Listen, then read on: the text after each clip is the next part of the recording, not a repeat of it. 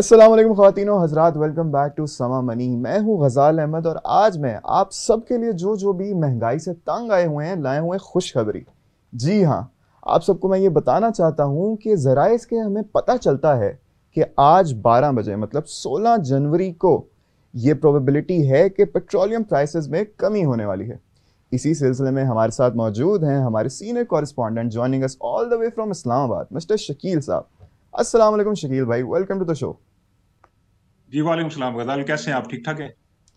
अल्हम्दुलिल्लाह, मैं तो ठीक हूँ। आप थोड़ा सा आवाम के हाल के बारे में बात करते हैं। आप सबसे पहले तो मुझे ये बताएं कि कितनी प्राइसेस में कमी आने का इम्कान है, कितनी रिलीफ दी जाएगी आवाम को। देखिए गजाल, इसमें दो तीन फैक्टर्स हैं। एक तो इंटरनेशनल जो क्रूड ऑयल की प्राइसेस हैं वो भी कुछ नीचे आई हैं, साथ साथ जी। डॉलर रेट भी कम हुआ है, पाकिस्तानी रुपए ने कुछ गेन किया है। तकरीबन 1.5 रुपए डॉलर जो है वो नीचे आया, और साथ साथ जो जी। प्रीमियम जो पे करते हैं हम इंपोर्ट करने पे पेट्रोलियम प्रोडक्ट पे, उसमें भी कुछ कमी आई। तो आवाम को वैसे रिलीफ जो है ओवरऑल कैलकुलेशन के मुताबिक वो तकरीबन 8 से 10 रुपए मिलना चाहिए। लेकिन जो मार्केट प्लेयर्स और ओगरा के जराये की जानब से हमें बताया जा रहा है कि पेट्रोलियम मसनूआत की कीमतों में कमी का इम्कान है। उसकी जो समरी तैयार की गई है उसमें गालिब इम्कान यह है कि 5 रुपए फी लीटर से ज्यादा पेट्रोल पर रिलीफ आवाम को मिल सकता है। प्रिसाइजली अगर हम्म। आप देखें, 267 रुपए 34 पैसे इस वक्त अगर कीमत है, तो 5 रुपए 32 पैसे कमी से ये 262 रुपए 2 पैसे पर आ सकती है। तो हाई स्पीड डीजल है, हम्म। उसके बारे में कहा जा रहा है कि थोड़ा मामूली उसमें कमी आएगी, तकरीबन 26 पैसे या 1 रुपए से कम इसमें कमी आएगी। और 276 रुपए 21 पैसे अगर इस वक्त कीमत है, तो ये आज रात 275 रुपए 95 पैसे या उससे भी कम हो सकती है। और इसके अलावा मिट्टी का जो हम्म। तेल है उस पर 3 रुपए 29 पैसे, और लाइट डीजल ऑयल पे भी तकरीबन पौने 2 रुपए तक रिलीफ मिल सकता है। तो तकरीबन आप ये ध्यान में रखें कि 5 रुपए फी लीटर तक आवाम को रिलीफ मिलने का गालिब इम्कान है। अगरचे जो दीगर फैक्टर्स देखें तो इससे ज्यादा भी रिलीफ मिल सकता है, लेकिन हुकूमत ने ज़ाहिर है देखना है कि अपनी उनकी इनकम के ऊपर भी हिट ना पड़े और लोगों को भी थोड़ा सा रिलीफ मिल जाए। तो हतमी जो फैसला है वो तो प्राइम मिनिस्टर की मंजूरी से वजारत खजाना नोटिफिकेशन जारी करेगी। ओगरा ने और मार्केट जराये के मुताबिक जो अपनी जो समरीज हैं, जो उन्होंने वर्किंग है वो तैयार की है, और रिलीफ मिलता नजर आ रहा है। हो सकता है ये थोड़ा कम हो, लेकिन अगर गवर्नमेंट ने बहुत ही बड़ा डील किया तो 5 रुपए से ज्यादा भी रिलीफ मिल सकता है। शकील साहब, हमें एक बात बताएं, क्योंकि मेरा कंसर्न इसमें यह है कि एक हम ट्रेंड देखते चले आए हैं अभी तक के पाकिस्तान में कि होता ये कि प्राइसेस थोड़ी नीचे तो जाती हैं, लेकिन आफ्टर 2 और 3 वीक्स उससे डबल इंक्रीज भी कर जाती हैं। तो इस दफ़ा तो नहीं ऐसा कोई केस होगा? प्राइसेस अब देखें, डिपेंड करते हैं इंटरनेशनल मार्केट में। इस वक्त इंटरनेशनल जी। मार्केट में जो 24 ईयर्स का जो स्टार्ट हुआ है उसमें पिछले सालों के मुकाबले में काफी बेहतरी नजर आ रही है। अगर आप देखें कि 2022 में जो इंटरनेशनल मार्केट के अंदर जो प्राइस थी क्रूड ऑयल की, वो एवरेज जो थी हम्म। वो $101 पर बैरल थी। फिर 2023 में ये गिरकर $83 फी बैरल पर आ गई, एवरेज प्राइस की बात कर रहा हूँ। और इस वक्त जो जी। प्राइस है वो 70s और 80 के दरमियान है। तो ग्रेजुअली नीचे इंटरनेशनल मार्केट में प्राइस आ रही है। अब इसका डिपेंड करता है कि जो रूस यूक्रेन वार थी, उसके अलावा मिडिल ईस्ट की जो सूरत हाल है, गजा वार चल रही है, जो जी। इसराइल की एग्रेशन है, जारहियत है फलस्तीनियों के खिलाफ, उसकी वजह से भी मार्केट के ऊपर असरात हो रहे हैं। कंजम्पशन पर कुछ कंजम्पशन में कमी आई है। तो प्राइसेस इंटरनेशनल जो ट्रेंड्स हैं वो नीचे ही हैं, और अगर ये नीचे इसी तरह चलते रहे तो रिलीफ तो मिलने का इम्कान है। अ, अलग बात है कि गवर्नमेंट ने पाकिस्तान गवर्नमेंट ने आईएमएफ से एग्रीमेंट कर रखा है, जिसके तहत पेट्रोलियम डेवलपमेंट लेवी जो है वो वसूल करनी है हम्म। कंज्यूमर से पेट्रोलियम प्रोडक्ट्स के ऊपर। तो गवर्नमेंट ने वो अपना मार्जिन सामने रखना है, उसके अलावा आवाम को शकील रिलीफ मिल साहब, इसी से मेरा अगला सवाल भी निकलता है कि सबसे पहले तो मैंने लेवी पे आना था, लेकिन उससे भी पहले आप मुझे बताएं कि असल में ये पेट्रोलियम डेवलपमेंट लेवी है क्या? देखिए बेसिकली पाकिस्तान के अंदर जो टैक्स सिस्टम है ना, उसमें दो तरह के टैक्स जी। हैं। एक तो गवर्नमेंट जो नेशनल लेवल पे टैक्सेस वसूल किए जाते हैं, जिसमें प्रोविंसेस का भी हिस्सा होता है, और एक टैक्स ऐसा होता है जो कि सिर्फ फेडरल गवर्नमेंट की किटी में आता है, जैसे ये पेट्रोलियम डेवलपमेंट लेवी है। ये नॉन जी। टैक्स रेवेन्यू इसको बेसिकली बोलते हैं। तो ये एक बहुत बड़ा नॉन सोर्स टैक्स है रेवेन्यू। हुकूमत नॉन टैक्स रेवेन्यू हुकूमत की आमदनी का या इनकम का एक बहुत बड़ा सोर्स है। अब पिछले फिजिकल ईयर में यानी 22-23 में जो इन्होंने पेट्रोलियम डेवलपमेंट लेवी का जो टारगेट सेट किया था वो 542 बिलियन था। इस साल टारगेट तो 869 बिलियन रुपीज है, लेकिन आईएमएफ ने कहा है कि आप इसमें कोशिश करें कि ज्यादा से ज्यादा कलेक्ट करें। तो गवर्नमेंट का एक ख्याल है कि ये 900 अरब रुपए से भी ऊपर जाएगा at the end of the day, यानी 30 जून तक। तो 60 रुपए फी लीटर पेट्रोलियम डेवलपमेंट लेवी वसूल की जा रही है कंज्यूमर से पेट्रोल और डीजल के ऊपर। और इसी तरह मिट्टी का तेल और जो लाइट डीजल है उसके ऊपर भी इससे थोड़ी कम शरह से वसूल की जा रही है। अलबत्ता जो सेल्स टैक्स है दैट वो इस फिलहाल वसूल नहीं किया गया। जी जी शकील भाई, that brings me to my next question. मेरा सवाल बड़ा इंपॉर्टेंट है क्योंकि ये आई एम श्योर कि मेरे अलावा पूरी आवाम का ये सवाल है कि अभी जो हम पेट्रोल खरीद रहे हैं उसकी असल कीमत क्या है और उसके ऊपर कितना टैक्स लगाया जाता है। देखिए बड़ा इंटरेस्टिंग क्वेश्चन है, क्योंकि आमतौर पे कंज्यूमर्स जो हैं वो तो जस्ट जाते हैं, गाड़ी पे जाते हैं, मोटरसाइकिल बाइक पे या बड़ी गाड़ियों के ऊपर वो जाके पेट्रोल पंप के ऊपर वो अपना फ्यूल वहां से फिल करवाते हैं और पेमेंट करके आ जाते हैं। जी उनको एक्चुअली पता नहीं होता कि हम कितना टैक्स दे रहे हैं, एक्चुअल प्राइस क्या थी। अगर आप पेट्रोल की एग्जांपल लें तो पेट्रोल की जो एक्चुअल जो प्राइस है वो 186 रुपये 61 पैसे है, जो एक्स डिपो प्राइस है। लेकिन जब इसके अंदर हम 4 किस्म के डिफरेंट टैक्सेस आयद कर देते हैं तो ये जो करंट प्राइस है इसकी 267 रुपये 34 पैसे कीमत बन जाती है। तो इसमें जो 4 तरह के टैक्सेस गवर्नमेंट ले रही है उसमें 60 रुपए फी लीटर पेट्रोलियम डेवलपमेंट लेवी ली जा रही है, यानी पीडीएल। और जी इसके साथ इनलैंड फ्रेट मार्जिन है 5 रुपए 22 पैसे फी लीटर। और तीसरा टैक्स है ठीक है ऑयल मार्केटिंग कंपनियों का 7 रुपए 87 पैसे फी लीटर, वो एक अलग से टैक्स है। फिर ठीक है। डीलर मार्जिन है 8 रुपए 64 पैसे फी लीटर। तो ये 4 टैक्स डिफरेंट वसूल करके तो ये टोटल बन जाते हैं 80 रुपए 73 पैसे 80 के टैक्स करीब, एक हाँ लीटर जी। के ऊपर। एक आम बंदा जो पेट्रोल के ऊपर है वो 80 रुपए 73 पैसे फी लीटर टैक्स दे रहा है। और जब ये टैक्स हम मिला लेते हैं तो ये फिर 186 रुपए 61 पैसे से प्राइस जो है वो एक्चुअली 267 रुपए 34 पैसे पे चली जाती है। और इसी तरह अगर आप हाई स्पीड डीजल है उसकी बात करें, उसके ऊपर भी 80 रुपए फी लीटर से ज्यादा गवर्नमेंट टैक्स वसूल कर रही है कंज्यूमर से।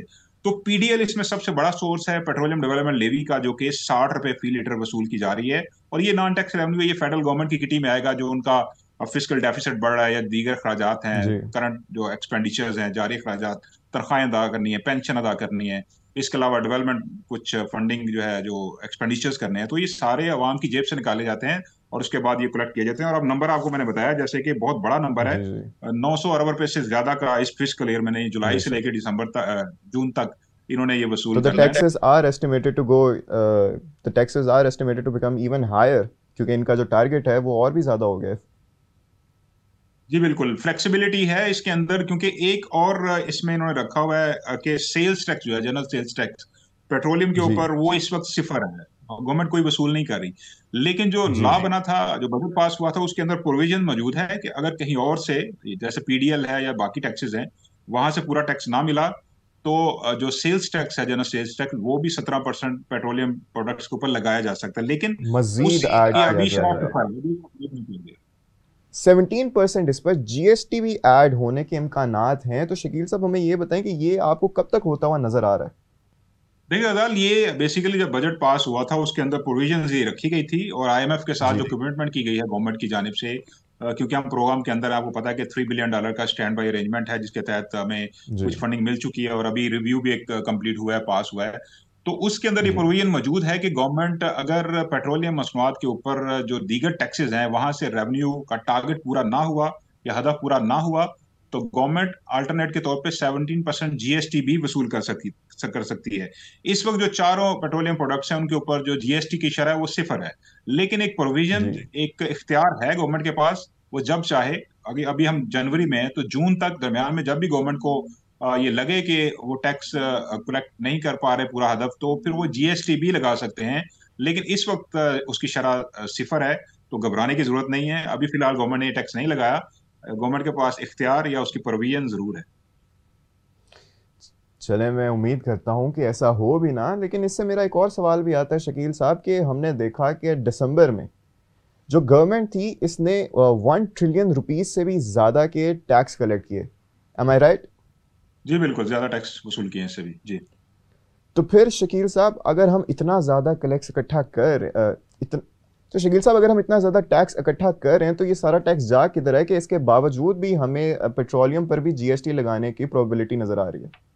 देखिए जो आपका जो टैक्स है वो तो जो कलेक्ट आप कर रहे हैं, तो वो जितना भी पूरे साल का टैक्स कलेक्ट करते हैं वो तो तकरीबन आप देखें कि जो आपने कर्जे ले रखे हैं हुकूमत पाकिस्तान ने, जी उन कर्जों की अदायगी के ऊपर चला जाता है या फिर उसके ऊपर जो जी मार्कअप है उसकी पेमेंट के ऊपर चला जाता है। तो ये सबसे बड़ा सोर्स है जहाँ पे गवर्नमेंट की इनकम सारी खर्च हो जाती है। और इसके अलावा बाकी बहुत सारे एक्सपेंडिचर्स हैं, करंट एक्सपेंडिचर्स हैं, सरकारी मुलाजमीन की तनख्वाहें, पेंशन वो अदा करनी है, फिर इसके अलावा डिफेंस के एक्सपेंडिचर्स हैं, साथ साथ डेवलपमेंट के एक्सपेंडिचर्स हैं। तो ये जो बाकी जो अखराजात हैं वो पूरा करने के लिए गवर्नमेंट क्या करती है कि वो कर्जे ले लेती है। तो डेफिसिट जो जी होता है उसको पूरा करने के लिए कर्जे ले लेती है, फिर कर्जे बैंकों से अब लेती है गवर्नमेंट। तो बैंक जो जी है वो पैसा ठीक ठाक कमा रहे हैं, प्रॉफिट कमा रहे हैं गवर्नमेंट को कर्जे देकर, लेकिन जो बेशक। मार्केट के अंदर बिजनेसमैन है, जो आम कंज्यूमर्स हैं, उनको उस तरह कर्जे मिल नहीं रहे।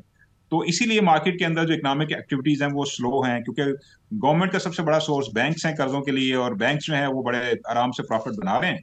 तो मार्केट के अंदर वो उस तरह कर्जे दे नहीं रहे, उसका मार्कअप रेट भी बहुत ज्यादा है, आपको पता है 22% पॉलिसी रेट है। जी जी उस हिसाब से जो अ, कर्जे मिलते हैं तो उसकी शरह और भी ऊपर चली जाती है। तो ये जितना आप क्वेश्चन ये था कि जो इतने पैसे टैक्स जमा करते हैं ये जाते कहाँ में, तो जाते ही आप जाते देखें किधर कर्जों है? की अदायगी की सबसे बड़ा सोर्स, और बाकी जो जी। एक्सपेंडिचर्स हैं उनको पूरा करने के लिए।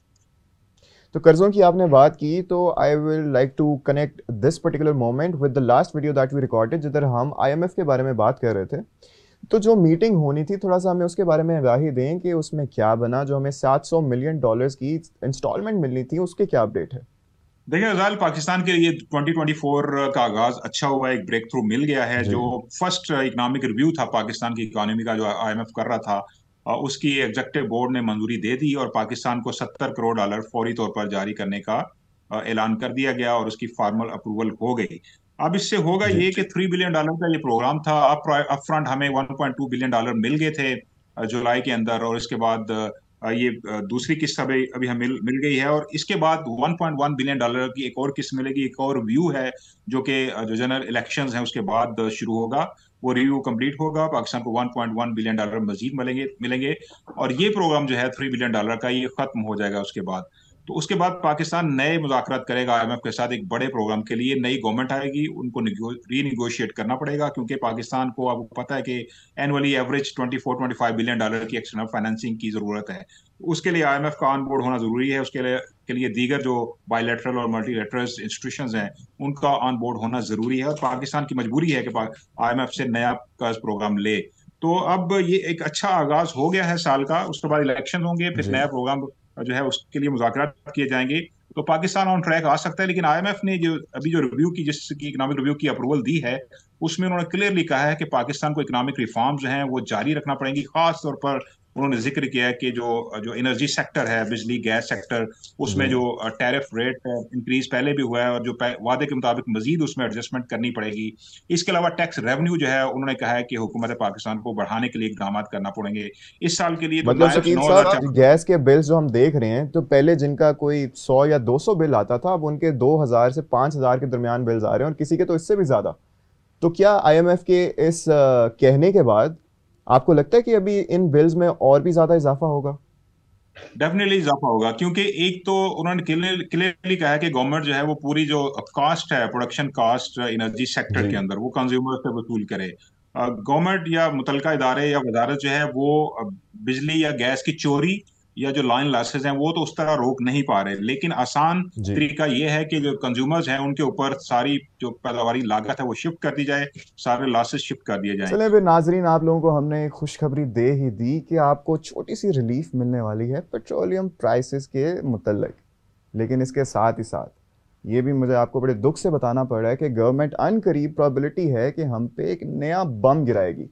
हमने देखा कि गैस और बिजली के बिलों में बड़ा इनक्रेडिबल इजाफा तो हुआ ही है, लेकिन जैसा कि अभी हमें शकील अहमद साहब ने बताया कि आईएमएफ की लास्ट मीटिंग के बाद उम्मीद तो यही है कि सैडली इनमें मज़ीद इजाफा देखा जाएगा।